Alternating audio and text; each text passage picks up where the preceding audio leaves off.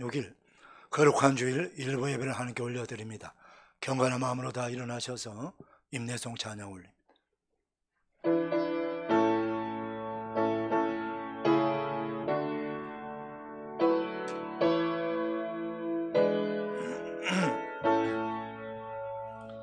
찬양하라 내 영혼아, 찬양하라 내 영혼아, 내 속에 있는 것들아 다 찬양하라.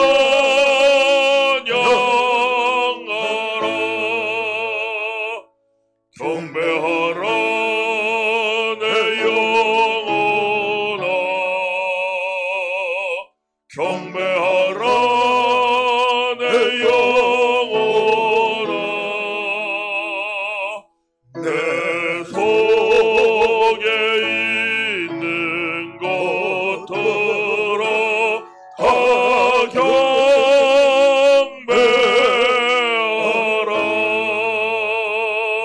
송축하라 내 영혼아, 송축하라 내 영혼아, 내 속에 있는 것들아 다 송축하라.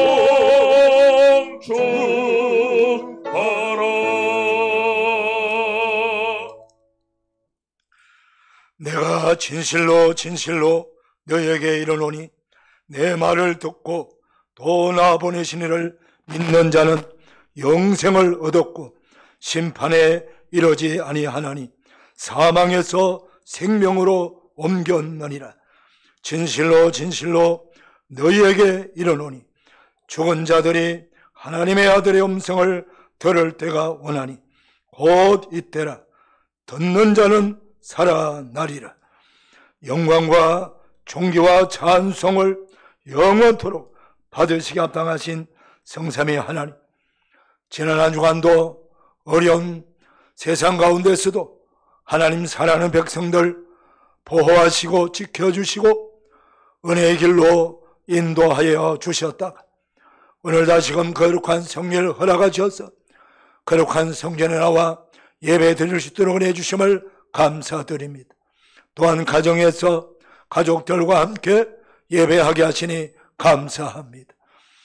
어느 곳에서 예배하실지라도 성령 하나님께서 예배의 첫수에 기름 부어 주셔서 마음과 뜻과 정성을 다하여 영과 진리로 하나님만을 바라보며 하나님만을 생각하며 예배할 수 있는 신실한 예배자들 다 되게 하여 주시옵소서.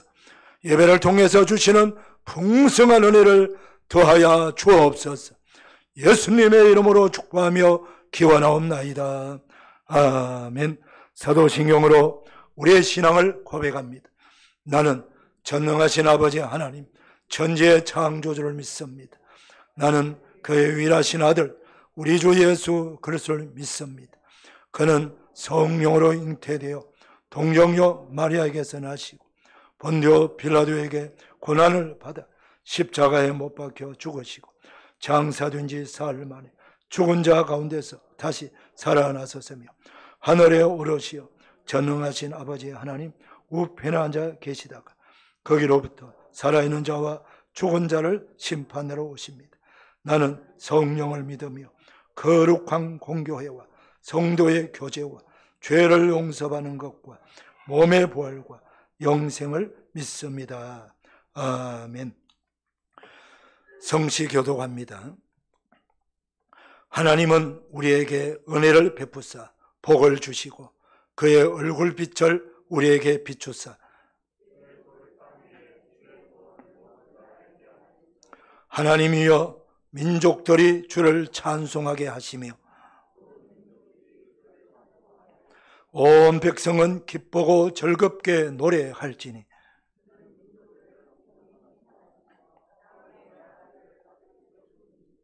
하나님이여 민족들이 주를 찬송하게 하시며 모든 민족으로 주를 찬송하게 하소서.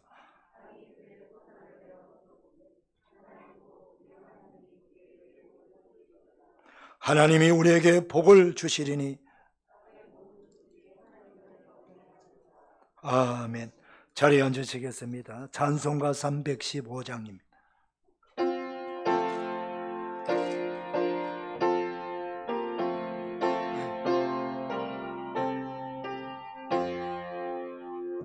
내 주 되신 주를 참 사랑하고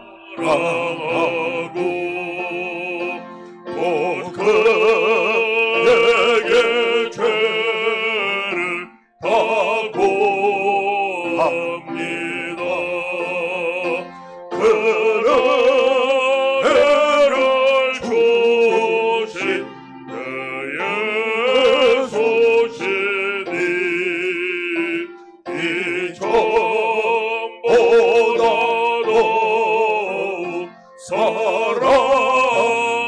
사랑합니다. 주 날 사랑하사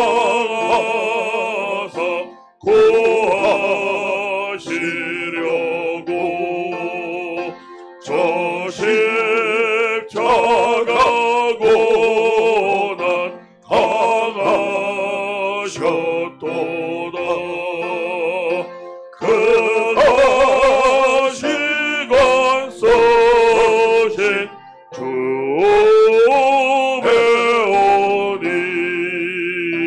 이 전보다도 사랑합니다. 내 평생에 힘쓸 그 의무는 주 예수의 덕을 늘 기림이라. 숨질 때까지 내 할 말씀은 이 전보다도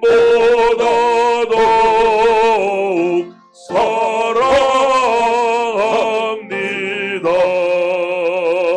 그 영광의 나라 나 들어가서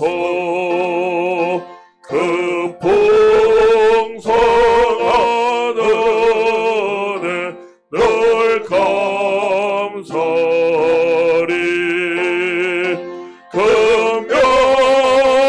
금멸류관 쓰고 나 찬송할 말 이 전보다도 사랑합니다. 예배를 위하여 박통철 안수집사님 기도 인도해 주시겠습니다. 기도드리겠습니다. 사랑과 은혜가 많으신 좋으신 하나님, 새로운 날을 저희에게 주시고 하나님 앞에 예배드리게 하심 감사 찬송을 드립니다. 아멘. 지난 한 주간 잘못한 저희들의 죄를 고백하오니 용서하여 주시어 아멘. 정결한 마음으로 예배를 드릴 수 있도록 인도하여 주시옵소서. 아멘. 우리의 삶이 주님의 삶을 본받아 겸손하기를 원하옵나이다. 주님.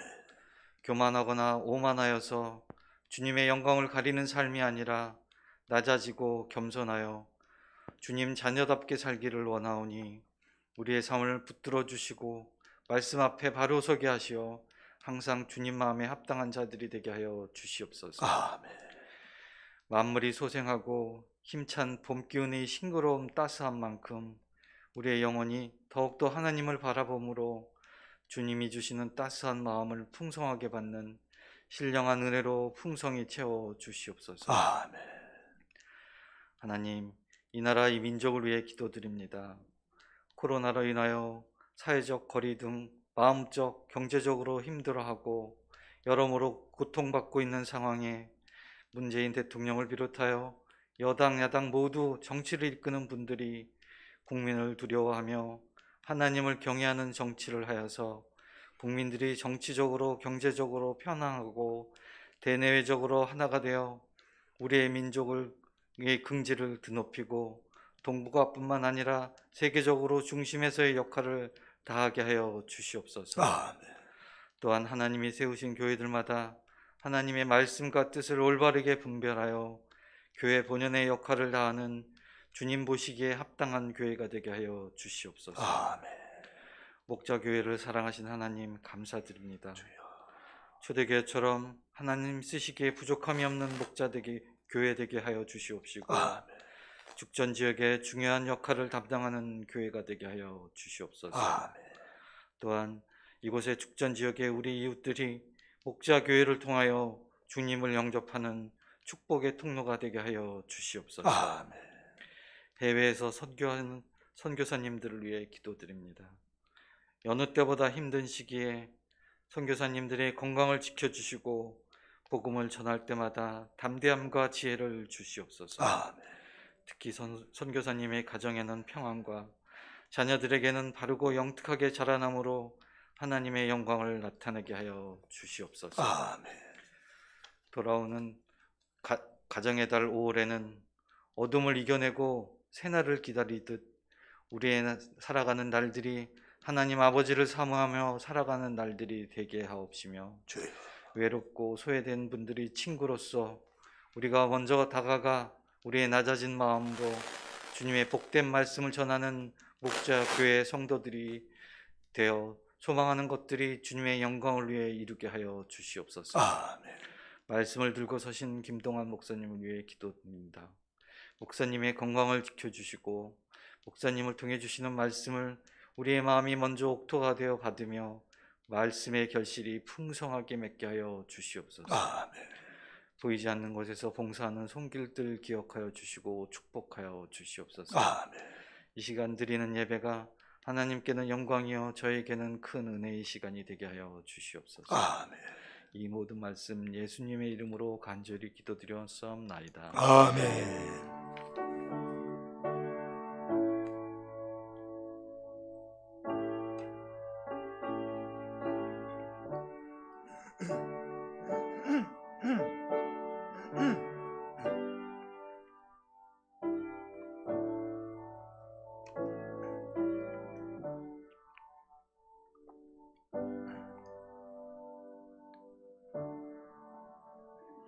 앉은 자리에서 봉헌 찬송 올립니다.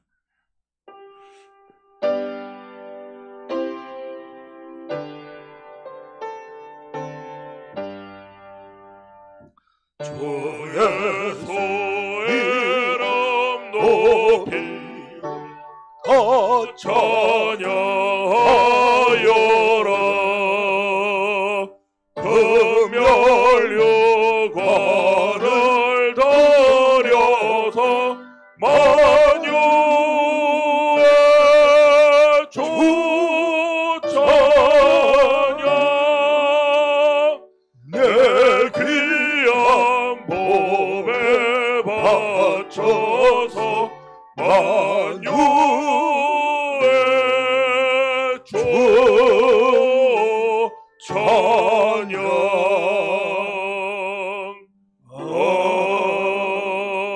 아멘. 예, 준비한 예물을 하나님께 봉헌하는 시간.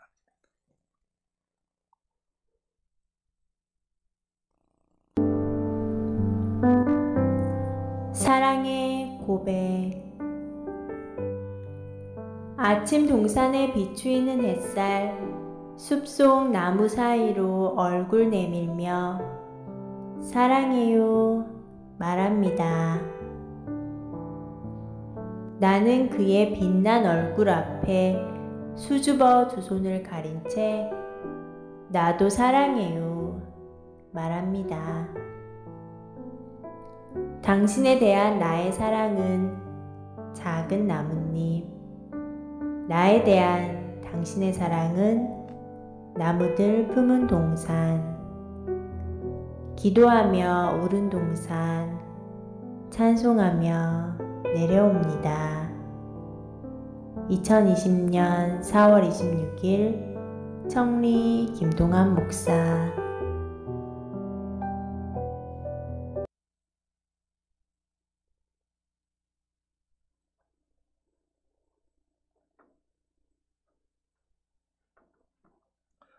들어진 예물을 위해서 봉헌합니다.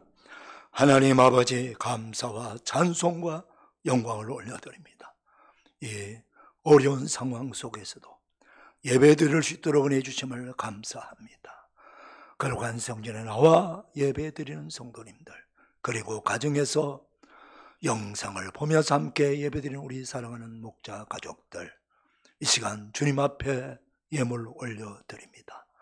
아버지 하나님, 이 예물 기쁘시게 받으셔서 영광을 거두어 주시고, 이 헌금이 하나님 보시기에 가장 합당하고 아름답게 잘 쓰여지는 복된 헌금이 되게 하여 주시기를 원합니다. 전 세계가 지금 코로나19로 고통당하고 있고, 그럼에도 불구하고 여전히 세상은 불안과 공포와 초조, 전쟁과 테러는 계속되고 있습니다. 기근도 있습니다. 이런 아버지의 삶에 고난받는 현장에 주님께서 세우신 귀한 선교사들, 그들의 인생을 걸고 그 현장에 가서 예수 그리스도의 복음을 전합니다. 그 복음 사역하는데 서임받는 귀한 헌금이 되게 하여 주셨어. 땅끝까지 지속적으로 주님 오실 때까지 우리 목자교회 성도들이 보내는 헌금이 선교하는 데 귀하게 서임받는 축복의 예물이 되게 하여 주옵시고, 여러 생명들을 살리는 구원의 전비가 되게 하여 주옵소서. 하나님 아버지, 주님께서 많은 현장에 구원의 열매가 일어나게 하시고 곳곳에 교회가 세워지게 하시고, 환난 가운데서도 주님만이 소망인 것을 증거하는 그런 선교의 현장의 역사가 일어나게 하여 주옵시고, 우리 교회, 우리 지역에도 교회를 통해서 많은 우리 성도들을 통해서 전도하는 데 쓰여지는 헌금이 되게 하여 주시고, 하나님 아버지, 가난한 이웃들을 구제하며 또한 말씀으로 양육하고 예배하며 찬송하는데 쓰여지는 귀한 헌금이 되게 하여 주셨어. 헌금이 사용될 때마다 놀랍고 놀라운 생명구원의 열매가, 축복의 열매가, 은혜의 열매가 주렁주렁 맺게 하여 주옵소서. 사랑하는 성도들 가정을 든든히 세워 주시옵시고, 환난 가운데서도 끝까지 믿음으로 승리할 수 있는 돈독한 믿음의 성도들, 가족들 다 되게 하시고, 아직도 구원받지 못한 가족들이 있다면 예수 그리스도 구주를 믿고 속히 구원받고 영생을 얻는 축복을 받게 하여 주옵시고, 병든 자들을 치유하여 주시되 주님의 권능한 손으로 안수하여 주시옵소서. 이 시간 예배 가운데 치유받게 하여 주시옵시고, 회복되는 은혜가 있게 하여 주시옵시고, 부족한 것 없도록 주님께서 필요한 곳곳마다 필요한 것들을 채워주셔서 죄의 백성들을 안전하게 보호하시고 지켜주시고 인도하시는 목자 되시는 주님을 찬양하며 경배하게 부족함이 없도록 은혜 베풀어 주시옵소서. 이들의 일터와 기업을 축복하셔서 더 힘있게 선교하고 더 힘있게 교회를 섬길 수 있도록 하나님께서 붙들어 주시고 부유하게 하시고 풍성하게 하시고 사명 감당하는 기업들을 다 되도록 은혜 위에 은혜를 더하여 주옵소서. 감사합니다. 사랑합니다. 축복합니다. 예수님의 이름으로 봉헌하옵나이다. 아멘.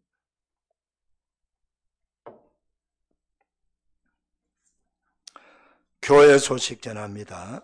우리 주보 참고해 주시고요. 가정에서 예배드린 분들도 잘 영상을 보시면서 광고 보시길 바랍니다. 먼저 주보에는 광고란이 나오지 않았습니다만 5월 월삭 새벽 기도회가 있습니다.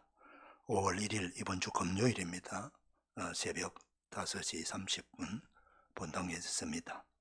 오랫동안 기도하지 못했고 또 새벽을 끄지 못한 분들, 다른 날 몰라도 새로운 한 달이 시작되는 첫날 새벽을 많이 깨우셔서 함께 기도의 자리에 나와 주시길 바랍니다. 특별히 우리 장로님들, 안수집사님들 권사님들 그리고 교사, 목자들 꼭 나오셔서 다시금 영성을 회복하는 은혜가 있기를 축복합니다.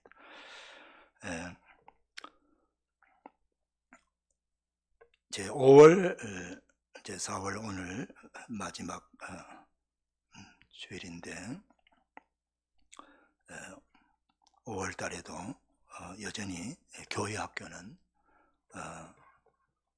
학교 우리가 개학 상황을 봐가면서 준비하는데 지금 그것도 순차별로 개학한다고 그러니까 교회 학교 예배는 드리지 않습니다. 따로. 그러나 우리 아이들 오랫동안 예배 드리지 못하면 신앙이 처질 수가 있고 무뎌질 수가 있습니다. 그래서 우리 부모님들이 수고스럽지만 우리 아이들의 영혼을 위해서 1부, 2부 나오실 때에 꼭 함께 나오셔서 아이들 성전에 와서 예배 드리고 주님을 만날 수 있는 그런 기회를 만들어 주시기를 부탁을 드립니다. 5월 달에도 교회 주일 예배 1부, 2부 예배 그리고 주중에는 새벽 기도회가 있고요. 수요 저녁 예배가 시작됩니다. 그 외의 모든 프로그램은 5월 달에도 진행하지 않습니다. 수요 저녁 예배 여러분들 꼭 기억해 주시고 나오시고요. 그리고 또 하나 이제 목장이 좀 새롭게 좀 바뀌었습니다. 그래서 목자들에게 좀 알리고 그리고 조금 또 목자들의 건의도 받아들여서 조정도 좀 하려고 하니까 전체가 모일 수 있는 시간이 없습니다. 주일날도. 그래서 5월 6일 5월 첫 번째 수요일입니다. 5월 6일 수요일 저녁 예배에 우리 교구장 목자님들은 다 나오셔서 함께 해주시고 목자 모임이 있습니다. 꼭 기억해 주시고 나와주시기를 부탁을 드립니다.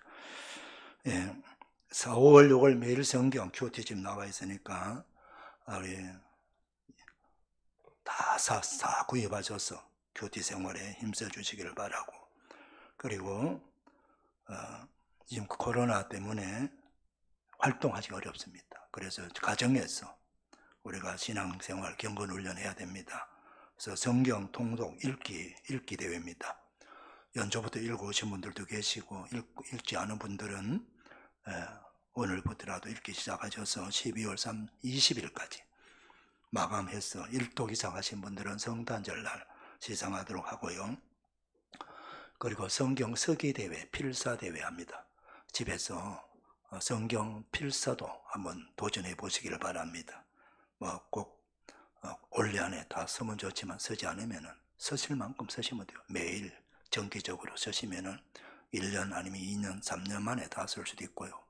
5년 만에 다 쓰시면은 그래도 시상도 하고 또 지금 우리가 갖고 있는 성경처럼 표지를 자기가 쓴 필사 성경을 멋지게 제본해 드리겠습니다.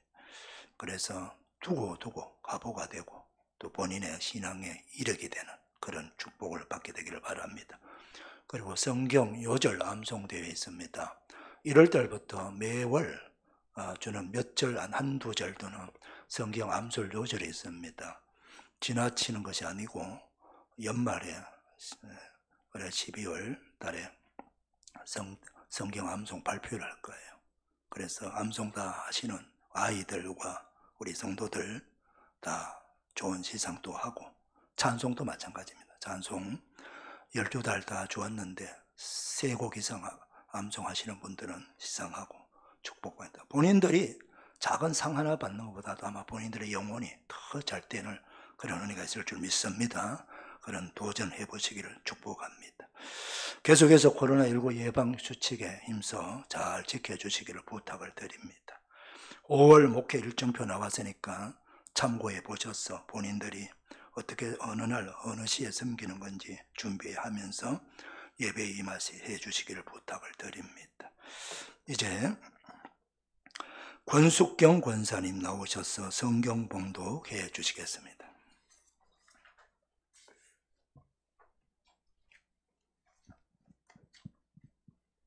오늘 말씀은 요한복음 21장 10절에서 18절 말씀입니다.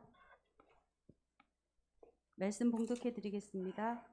예수께서 이르시되 지금 잡은 생선을 좀 가져오라 하시니 시몬 베드로가 올라가서 그물을 육지에 끌어올리니 가득히 찬 큰 물고기가 153마리라.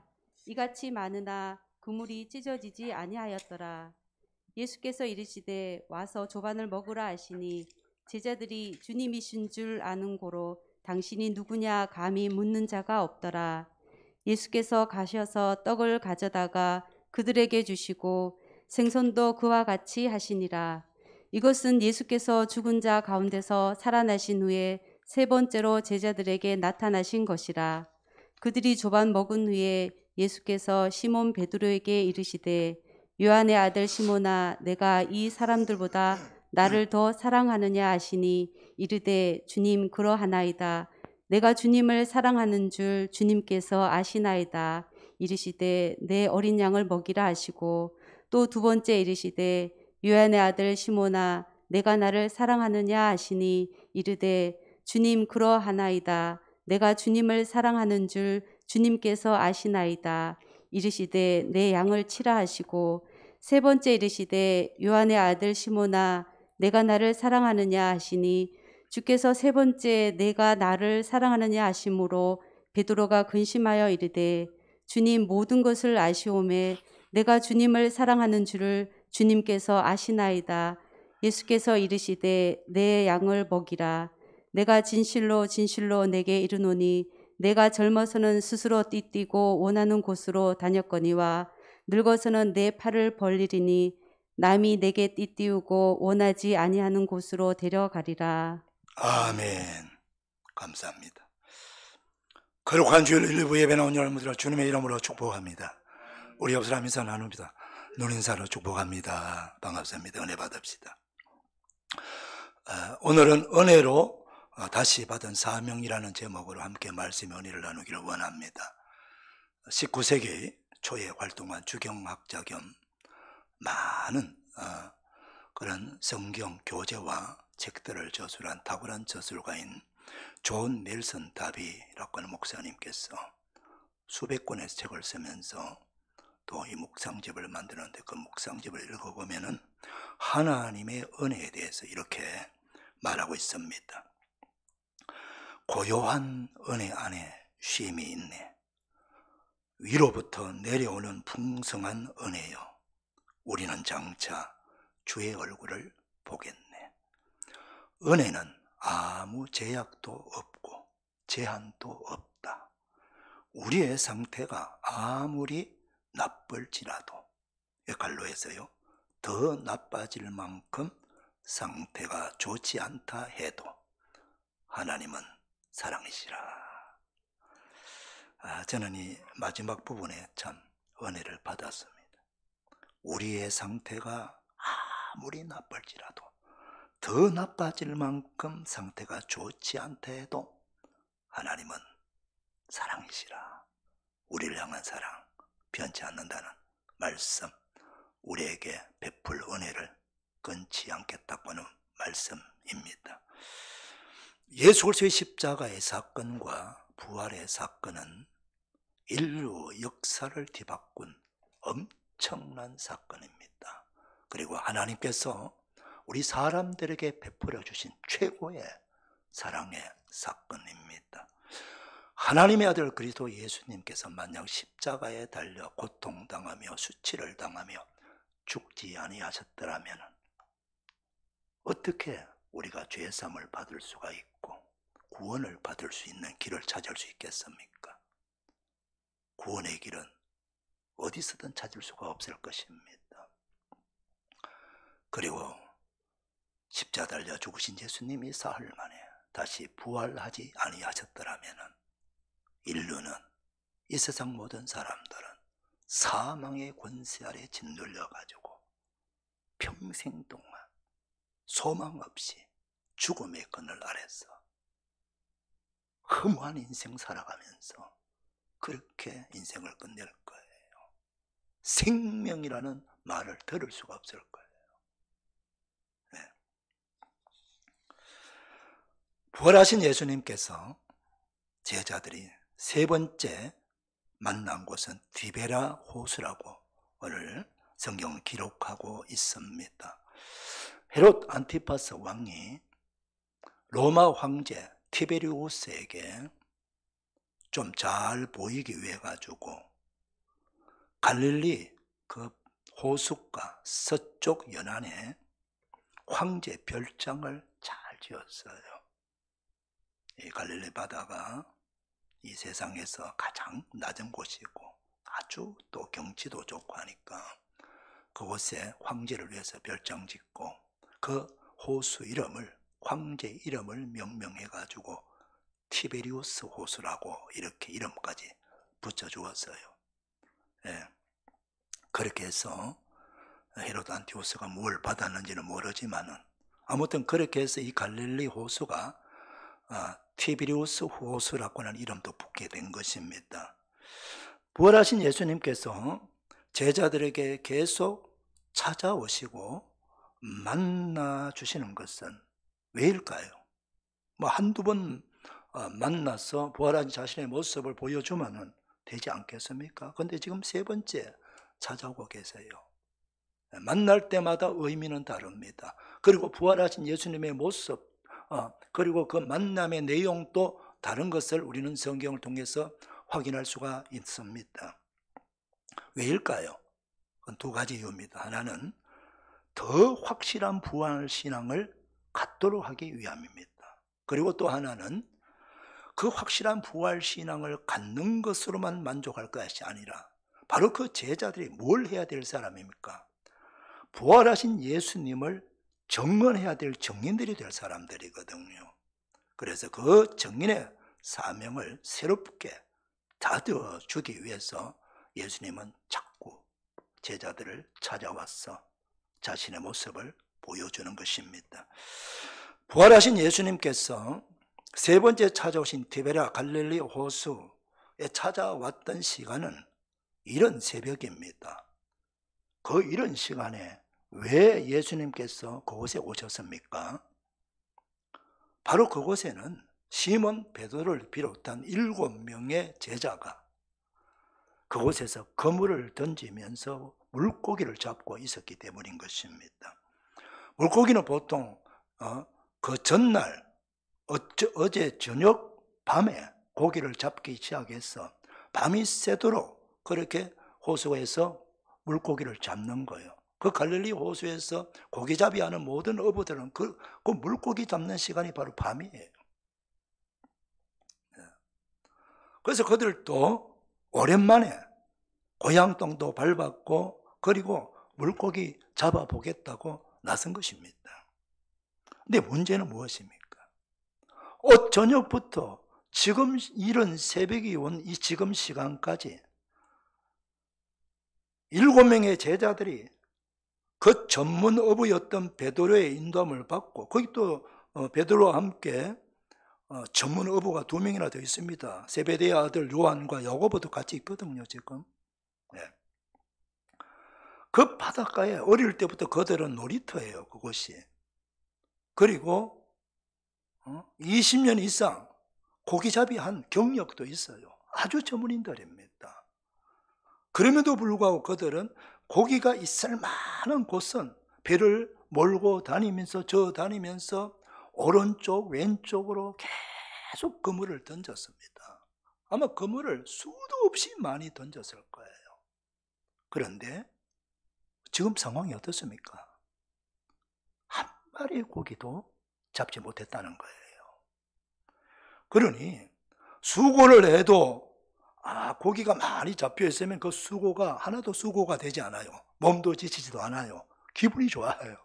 그런데 밤새도록 수고를 했는데 한 마리 고기도 잡지 못했으니까 그래 몸은 지칠 대로 지쳤고 아마 그 상황은 서로가 말도 하지 않았을 거예요. 마음도 낙심이 되고 지치는 상태예요. 바로 그런 상황에 처해 있던 그 제자들, 바로 그 시간에 부활하신 예수님이 그들에게 찾아오신 것입니다. 찾아오셔서 말씀하고 계시죠. 우리 인생이라는 것이 그렇습니다, 여러분. 인생이 그런 거예요. 이 세상 일들이 내가 계획하고 생각하는 대로 쫙쫙 열려지고 그렇게 되면 얼마나 좋겠습니까? 그런데 내가 생각하는 대로, 계획하는 대로, 바라는 대로 안 되는 경우가 참 많아요. 예. 그 안 된다고 하는 그 현장을 지금 제자들의 모습, 그 현장에서 보여주는 거예요. 예. 그 넓은 호수에 그 작은 그물이 말입니다. 초망입니다. 초망. 그 갈릴리 호수가 상당히 넓어요. 바다라고 말할 정도잖아요. 예. 끝이 보이지 않습니다. 그 정도로 넓은 호수예요. 근데 그게 초망 던지는 겁니다.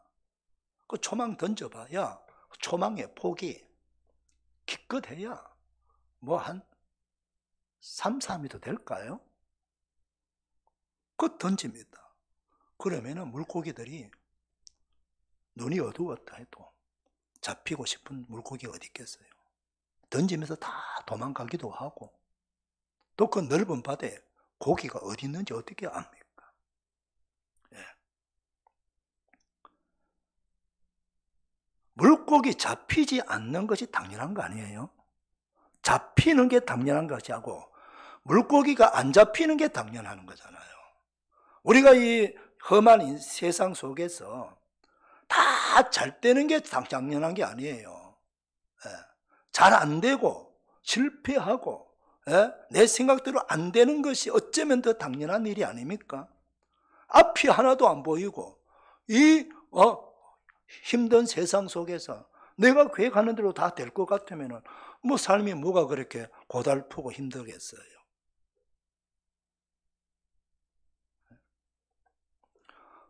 그런데도 불구하고 또 잡힐 때도 있잖아요. 그럼 잡히면 어떻습니까? 내가 능력이 많아서 잘 잡힌 거예요? 거물이 좋아서 잡힌 겁니까? 아니죠. 그 세상 사람들은 물고기 잡으러 가기 전에 하나님 안 믿는 사람들은 그냥 용왕님한테 제사도 하고 막 그러잖아요. 그리고 뭐라고 말합니까? 뭐가 잘 되고 많이 이루어지면 이번에 참 운이 좋았어라고 말하죠.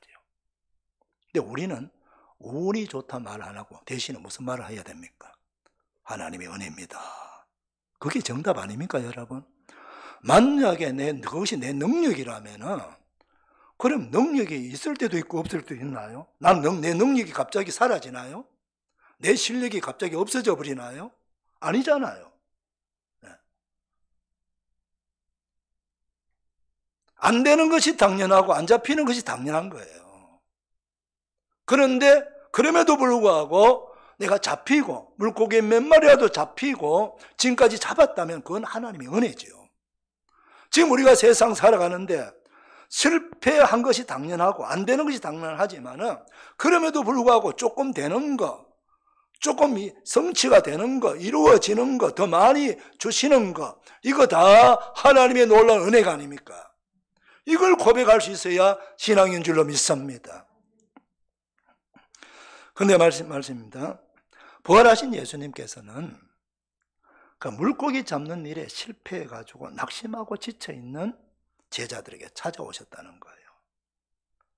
네. 그러면서 뭐라고 말씀합니까? 그 먼 발치에서 얘들아 너에게 고기가 있느냐라고 이렇게 물어요.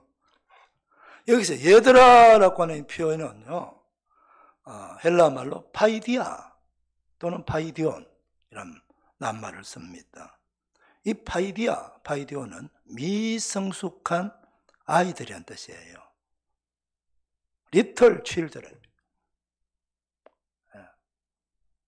미성숙한 아이들. 미성숙한 아이들의 특성이 뭘까요? 미래에 대해서 생각하지 않습니다. 옛날에 좀 좋았던 일 그것만 자꾸 기억하고 그 좋았던 것으로 자꾸 되돌아가고자 하는 생각이 있고요.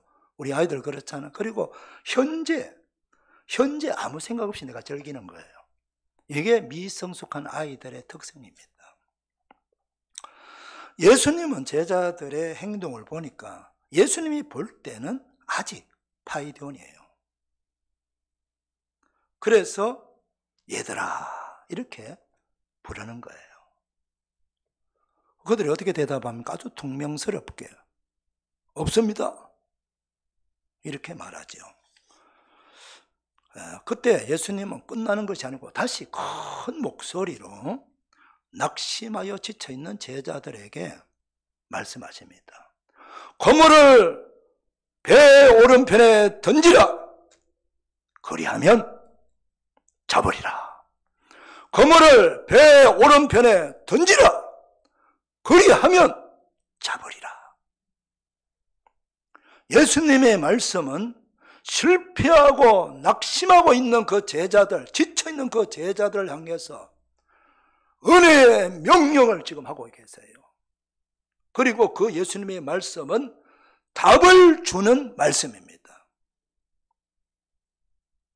배 오른편에 던지라. 이거는 은혜의 명령입니다. 그리하면 잡으리라. 이 말은 답 아닙니까? 답을 주는 말씀이에요. 선택은 누구에게 있습니까? 예수님의 말씀은 선포되었어요. 선택은 제자들에게 달려 있는 것입니다. 지금까지 배 오른편 아니면 왼편에, 그물을 오른편 아니면 왼편이지 뭘 더 던질 때 어디 있습니까? 그렇지 않습니까? 네. 앞뒤로도 잘 안 던져요. 왜냐? 배가 이렇게 좁게 되어 있기 때문에. 네. 방향을 틀어서 또 오른편에 왼편 던지죠. 어제 저녁부터 오늘 이른 새벽까지 오른편에 얼마나 많이 던졌겠습니까? 아마 수를 헤아릴 수 없을 만큼 던졌을 거예요. 그런데 결과가 뭡니까? 한 마리도 잡지 못했어요. 그런데 또 다시 오른편에 던지라는 거예요. 네. 그럼 제자들이 생각을 두 가지 생각할 수 있습니다. 먼저 생각은 아니 우리가 지금까지 오른편 왼편 던졌는데 한 마리도 못 잡았는데 뭘 또 새삼스럽게 지금 또 오른편에 한 번 더 던진다고 뭐 없었던 물고기 갑자기 생기냐? 아이고 몸도 마음도 지쳐있는데 그 쓸데없는 일 이제 그만하자.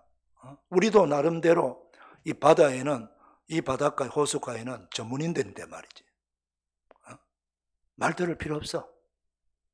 그냥 묵살하고 말씀 듣지 않으면은 어떤 일이 일어날까요, 여러분? 변화가 있을까요? 변화 하나도 없어요. 지금 그들의 그 처지가 하나도 변화 없이 그대로 있을 뿐이에요. 맞죠? 바뀐 게 하나도 없습니다. 여전히 고기 한 마리도 없고 낙심한 상태에 있고 지쳐있는 상태일 뿐이에요. 그대로예요. 그런데 말입니다. 만약에 그 예수님의 말씀에 내가 믿음으로 반응하고 순종했다면 어떤 일이 일어날까요? 성경이 이렇게 말씀하고 있습니다. 이에 던졌더니 물고기가 많아 그물을 들 수 없더라. 그래서 놀라운 일이 아닙니까, 여러분?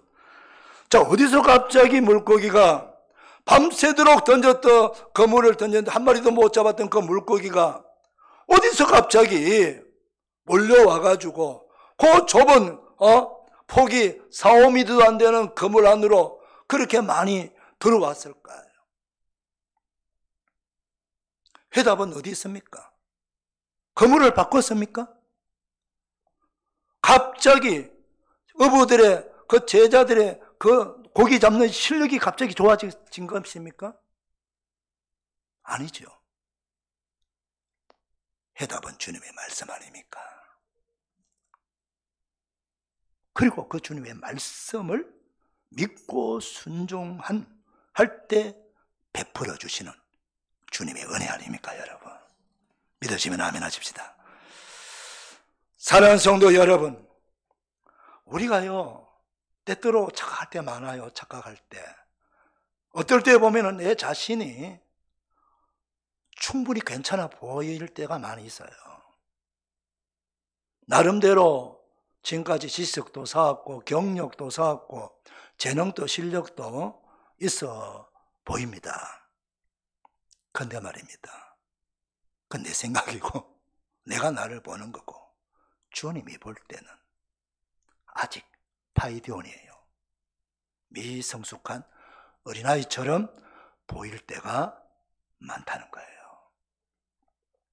사랑하는 성도 여러분, 근데 가장 중요한 사실이 무엇입니까? 주님께서 이유야 어떠하든 간에 지금 우리의 그 삶의 현장에 실패하고 낙심하고 병들고 지친 그 제자들을 찾아오셨다는 사실 아닙니까? 오늘 우리와 똑같습니다. 우리는 인생을 살다가 사업하다가 이거 하다 저거 하다가 실패 많이 합니다. 평균적으로 그러잖아요. 지금 모든 일이 그래. 세상 모든 일이. 한 10년 전에는 10명이 사업하면 잘해야 2명 된다고 그랬어요. 그만큼 어려웠다는 거죠. 지금은요 10배가 더 넘습니다. 100명이 해야 100명이 해서 1-2명 된다는 거죠. 모든 일이 다 마찬가지예요. 우리가 실패할 수 있습니다. 그 실패 때문에 낙심하고 병들고 지칠 때 있습니다. 그럼 그 상태에서 우리가 아무 일도 하지 아니하면 그 상태로 그대로 내 인생을 계속할 수밖에 없어요. 그러나 말입니다. 주님 만나면은 놀라운 변화가 일어날 수 있습니다. 주님께서 여기 왜 오셨습니까? 실패한 것 책망하기 위해서 오셨습니까? 아닙니다. 도와주시기 위해서 오신 거예요. 실패를 딛고 다시 일으켜 세워주시기 위해서 오신 겁니다.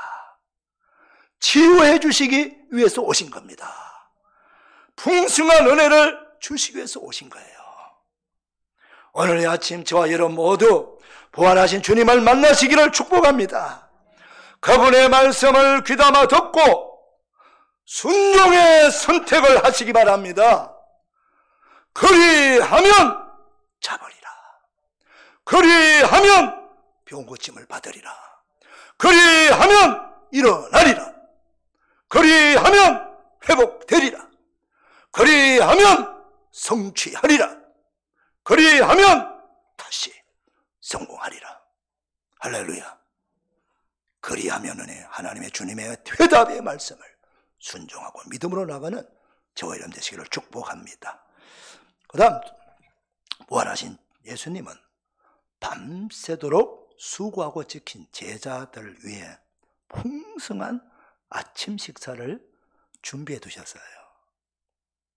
숯불을 피워 두셨어요.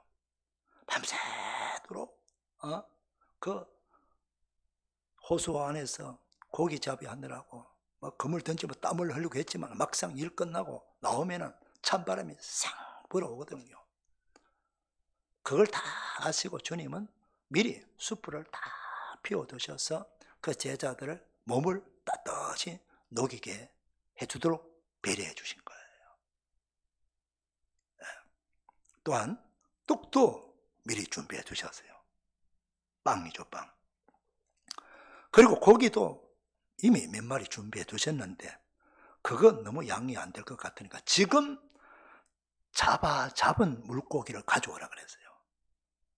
그래서 베드로가 다시 배에 들어가서 그물 속에 있는 물고기를 바깥에서 펼쳐보니까 아주 싱싱하고 좋은 물고기가 153마리 들어있었지 않습니까? 여러분, 그 7명의 제자와 예수님이 그 153마리 중에서 몇 마리를 구워서 드셨는지 모르지만 그야말로 그들이 그 아침에 그 곳에서 아마 베드로와 그 제자들도 지금까지 그곳에서 고기잡이 하면서 했지만 아침에 그들이 나와가지고 그 바닷가에서 이런 엄청난 아침 풍성한 식사를 해본 적이 있었겠습니까? 그냥 집에 들어가서 준비된 식사 조금 했겠죠. 근데 그날은 전혀 한 번도 경험해보지 못한 어마어마한 축복에 지금 아침 식사를 지금 대접받고 있는 거예요. 어찌 그걸 상상이나 했겠습니까? 그 이스라엘 그 성지를 방문해 보면은 갈릴리 바닷가를 가보게 됩니다. 그 갈릴리 바닷가에 가면은 좀 작고 아담하게 세워진 교회가 하나 있습니다. 베드로 수익권 교회라고 이름을 붙여져 있습니다. 그 베드로 수익권 교회 예배당 안에 들어가게 되면은 그 예배당 중앙 재단 앞에 넓적한 바위가 우리를 기다리고 있어요. 거기에 멘사 그리스피, 바로 그리스도의 식탁이라고 합니다. 지금 오늘 이 아침에 예수님과 제자들이 함께 아침 식사했던 그 장소예요. 예수님께서 지금 제자들에게 그 아침 식탁을 준비해 주신 이유가 무엇일까요?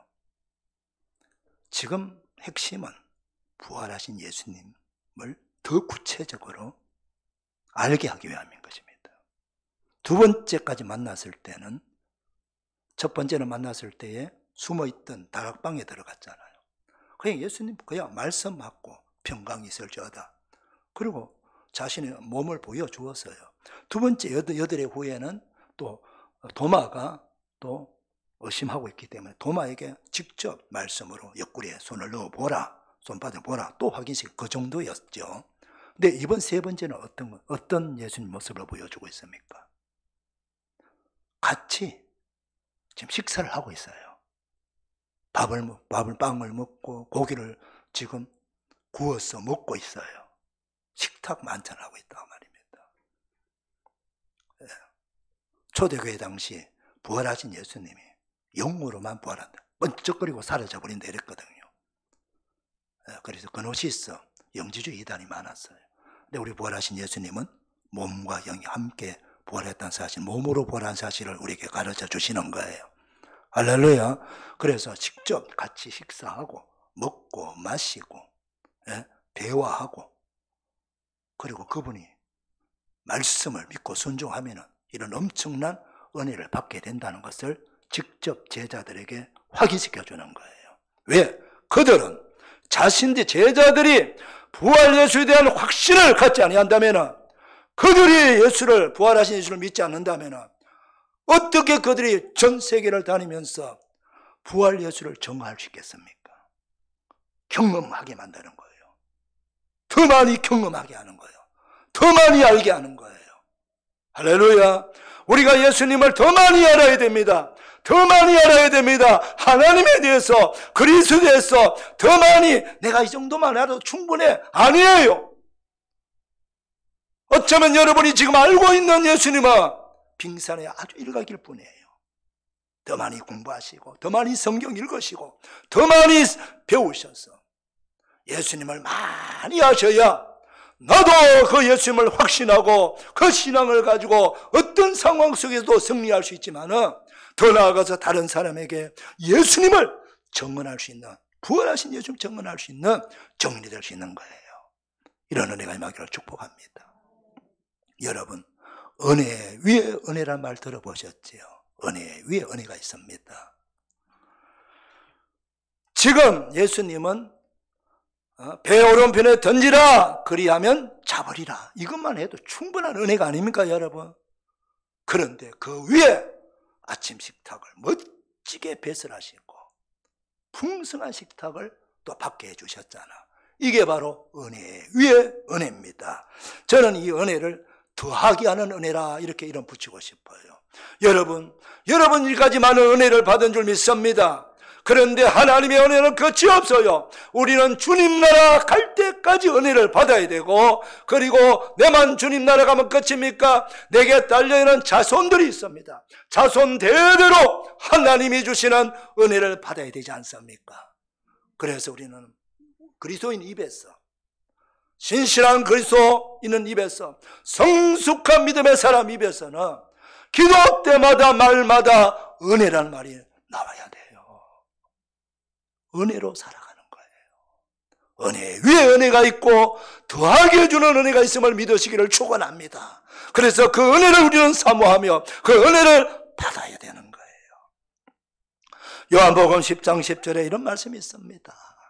도둑이 오는 것은 도둑질하고 죽이고 멸망시키는 것뿐이요 내가 온 것은 양으로 생명을 얻게 하고 더 풍성히 얻게 하려는 것이라. 생명도 더 풍성한 생명이 있어요. 힘 있는 생명이 있어요. 우리가 살아가는데 몸이 연약해서 생존하는 분들도 계세요. 그러나 건강하게 생활하는 분도 계세요. 겨우겨우 어렵게 살아가는 사람도 있지만 풍요를 누리면서 베풀며 나누며 살아가는 사람도 있습니다. 살아가는 것 자체가 내용만으로 엄청나게 차이 나죠. 어떤 삶을 원하십니까? 어떤 인생을 원하십니까? 주님은 말씀하십니다.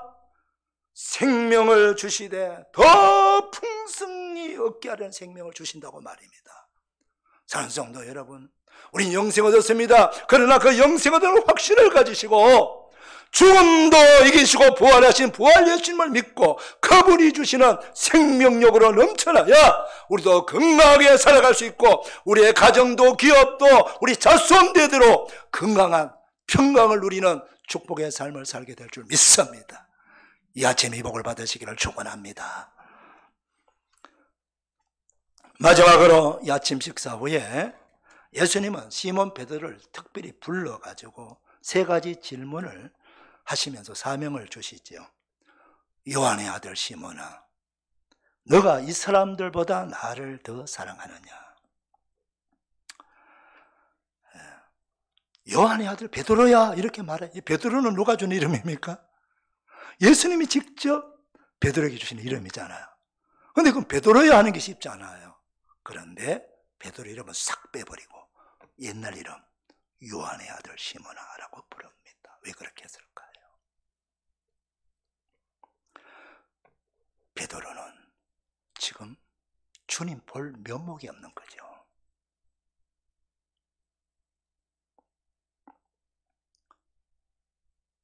십자가 달려 죽기 전까지만 해도 그렇게 큰 소리치고 당당했고 누구보다도 자신의 믿음이 좋다고 생각했어요.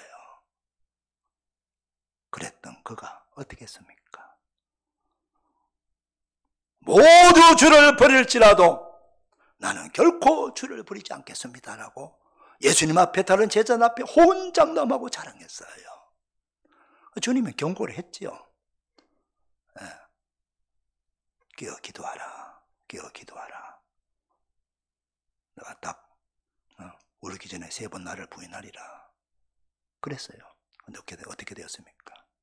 예수님 잡혀갈 때 뒤따라갔어요. 어린 여종들한테 3번이나 부인했지 않습니까? 주님을 따르는 일은 말이 아니고 깊은 믿음의 뿌리예요.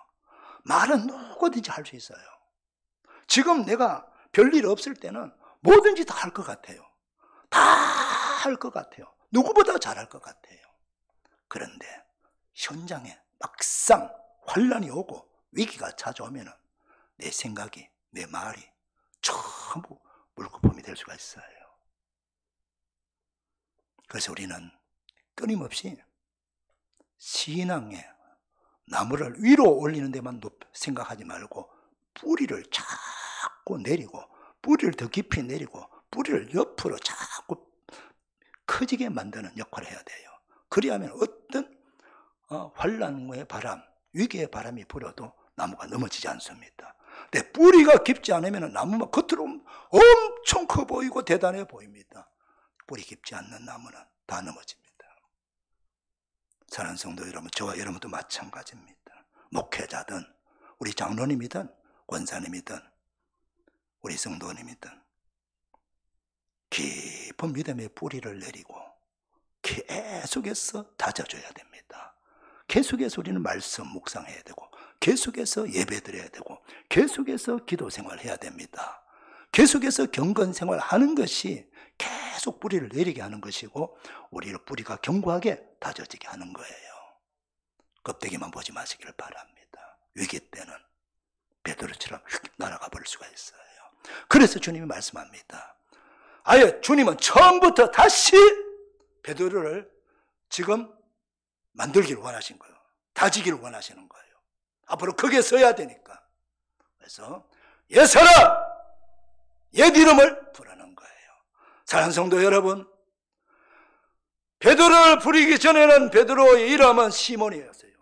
그 아버지 이름 요한이에요. 그래서 요한의 아들 시몬아, 이게 자기 이름이에요. 예수님 만나기 전에 우리는 자연인이에요. 아무것도 아니에요. 베드로가 예수님을 만났기 때문에 제자가 될 수 있었고 위대한 인생이 바뀐 거예요. 수제자까지 되지 않습니까? 말로 다 할 수 없는 은혜를 체험했습니다. 저도 마찬가지입니다. 여러분도 마찬가지입니다. 제가 주님을 만나지 못했다면 만나기 전에는 아무것도 아니에요. 저 시골에서 농사지기 하는 농부의 아들이었을 뿐이에요. 목사가 되고 장로님이 되고 권사님이 되고 집사님이 되고 교사가 되고 목자가 되는 것, 그냥 아니에요. 주님이 나를 불러주셨기 때문입니다. 나를 불러주시기 때문입니다. 첫사랑을 잃어버려서 안 됩니다. 그래서 우리 옛 이름을 불러주는 거예요. 내가 옛사람일 때 주님을 만날 때 그 순간에 과정, 첫사람을 첫사랑 회복할 때 그때로 주님은 베드로를 데리고 가는 거예요. 너 내가 만나기 전에, 내가 너를 부르기 전에 너 누구였나? 너에게 소망 있니? 미래가 있었니? 그런데 너가 나를 만나지 않느냐? 그래서 요한의 아들 시몬아, 너가 이 사람보다 나를 더 사랑하느냐? 이렇게 묻습니다. 그리고 두 번째도 똑같이 이 사람들을 보고 이제 빼고 너가 나를 사랑하느냐? 또 세 번째도 요한의 아들 시몬아, 너가 나를 사랑하느냐? 이렇게 묻습니다. 여기서 첫 번째, 두 번째 질문의 사랑은 아가파이 사랑, 즉 아가페 사랑입니다. 이 아가페 사랑은 자신의 모든 것을 다 희생하는 절대적 사랑, 바로 우리가 소위 말하는 하나님의 사랑이죠. 지금 이걸 지금 주님이 물어요. 너가 나를 아가파이 하느냐? 절대적 사랑으로 나를 사랑할 수 있느냐? 라고 묻지요. 그때 베드로는 예, 주님 내가 아가파이 사랑합니다 라고 말하지 않습니다. 우리 성경에는 그냥 사랑으로 표현됐지만 원문에는 주님 내가 필레오의 사랑을 합니다 라고 말합니다. 필레오에는 바로 우정입니다. 우정. 친구로서의 사랑을 말하는 것입니다. 주님, 실패를 경험해 본 사람, 큰 소리 쳤던 베드로는 주님이 원하는 만큼 나는 아가페 사랑할 수 없습니다. 그 정도 아닙니다. 그러나 주님은 사랑하되 내가 필로의 사랑 정도까지는 내가 할 수 있습니다 라고 고백하는 거예요. 그때 세 번째 주님은 묻습니다. 내가 나를 사랑하느냐? 세 번째 질문은 주님이 낮추어가지고 너가 나를 필레오 하느냐라고 물어요. 끝까지 주님 나 아가페로 사랑하라 말하지 않습니다. 너가 할 수 있는 만큼 필로의 사랑이냐? 그래, 그것 할 수 있겠니? 라고 묻습니다. 그때 베드로 주님이 하십니다. 고백합니다. 우리가 모든 걸 다 잘할 수 없어요. 그러나 우리가 할 수 있는 최선을 다해서 주님을 사랑하고 섬긴다면 주님은 만족해 하십니다. 그러나 결국 주님, 베드로는 어떻게 했습니까? 그는 마지막 필로의 사랑을 뛰어넘어서 아가페의 사랑으로 사랑하다가 십자가에 거꾸로 달려 죽으셨습니다. 오늘 저와 여러분 모두가 다시 받은 은혜, 사명 잊어서 안 됩니다. 그 사명이 무엇입니까? 전도자의 사명입니다. 내가 너를 사람을 낳는 어부가 되리라. 이게 전도자의 사명이요. 그런데 이번 베드로에게 뭐라고 말합니까? 내 어린 양을 먹이라. 내 양을 치라. 내 양을 먹이라. 3번 반복해서 말씀하신 것입니다. 바로 목자의 사명을 주신 겁니다. 목자. 모든 성도는 너희는 온천하에 달며 만민에게 복음을 전파하라. 믿고 세례를 받는 자는 구원을 얻을 것이요 믿지 않는 자는 정죄를 받으리라. 이건 모든 그리스도인이 받아야 될 사명, 전도자의 사명입니다. 이 사명 우리 모두가 감당해야 됩니다. 그 다음 목자의 사명이 뭡니까? 제자의 사명. 마태복음 나오잖아요. 너희는 가서 모든 족속으로 제자를 삼아 아버지와 아들과 성령 이름으로 세례를 베풀고 내가 너에게 가르쳐 모든 것을 가르쳐 지키게 하라. 이게 제자의 사명, 목자의 사명이에요.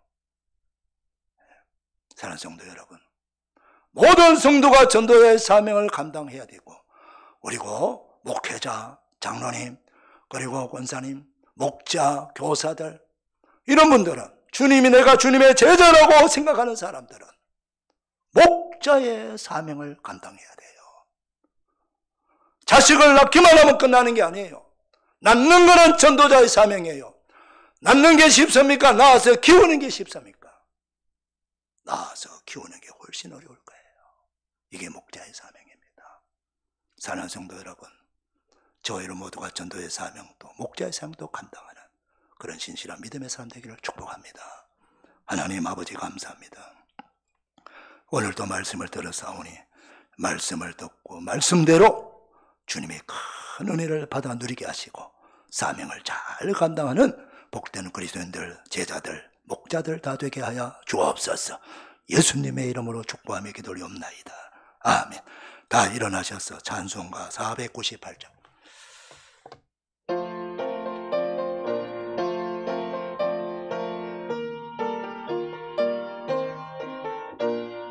저 죽어간 자 다 구원하고 죽음과 죄에서 건져내며 죄인을 위하여 너를 통하며 예수의 공로를 구원하네. 할렐루야. 저 죽어가는 자 예수를 믿어 그의 힘이 얻어 살겠네. 주 믿지 않는 자 불쌍히 여겨 장회개할 때를 기다리네. 열심을 다하여 인도해보세. 예수를 믿으면 다 살겠네.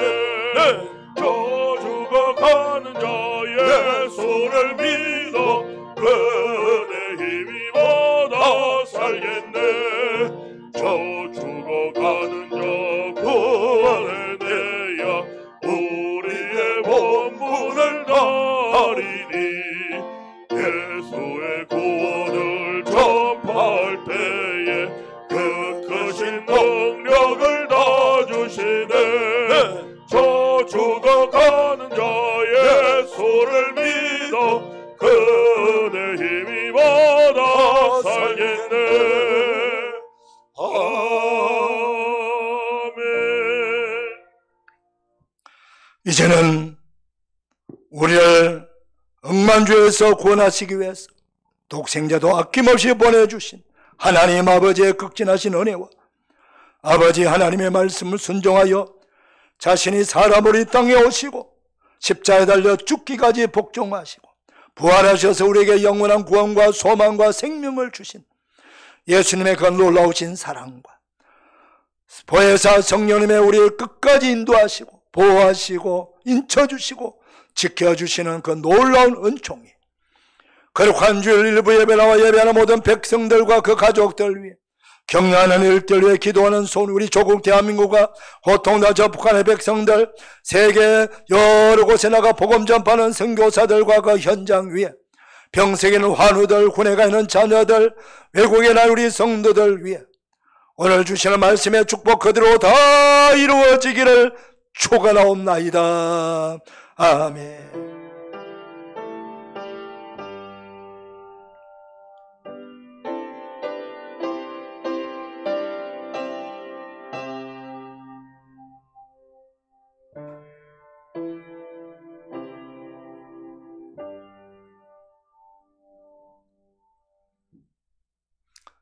할렐루야. 여러분들을 축복합니다.